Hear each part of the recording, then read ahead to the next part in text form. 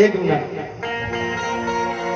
हम सोचा था नहीं कब से, अरे ठीक बा गाना बजाना होत रहला, लेकिन जागरण में जब तक ताली ना भैया हाँ भैया तो कलाकारों के मन उदास हो जाला, आ कितना लोग बैठला हो लोग नींद लागत रहला। हाँ जी तब कहे के बा का कहे के बा कि अरे जोगपुर में होता जगराता, अरे भीड़ तमाम लागल,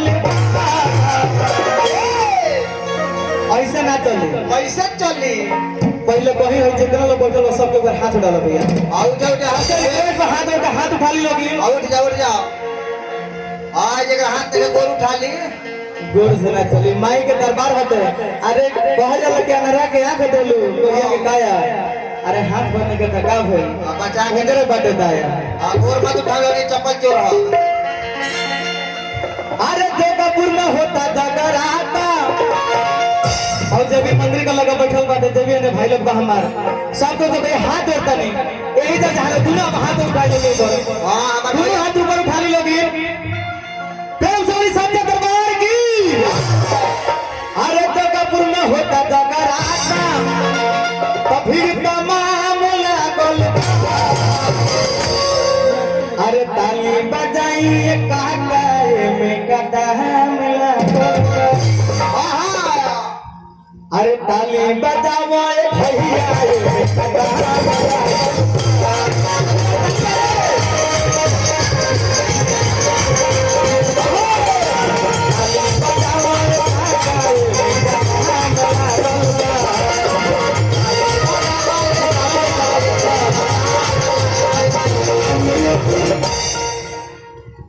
ये बताएं पहले लगी जब एक हाथ से ताली कभी नहीं कबा सकते क्या हम गावत अरे वो बजाएं दोनों तो मिल के आनंद लिखल जाए, अरे जितने बाटे वही में हमने के सब कॉल हो बाटे कहने के लोग हाथ उठा लो तब तालू तो हाथ में जान वाले के लिए का करता लोगे नाम का सही बोलोगे ना एक बार दोनों हाथ उठा लो, एक बार दोनों हाथ ऊपर उठा लो भैया रिक्वेस्ट बाटे आप दोनों हाथ ऊपर उठा लोगे।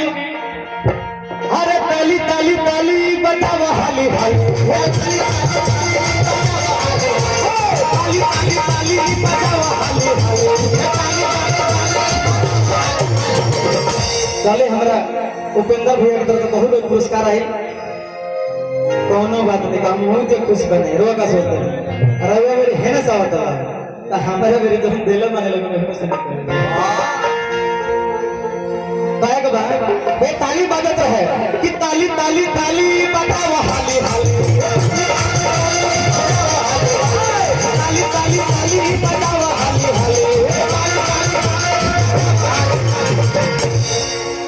अरे ताली ना बजइबो काका,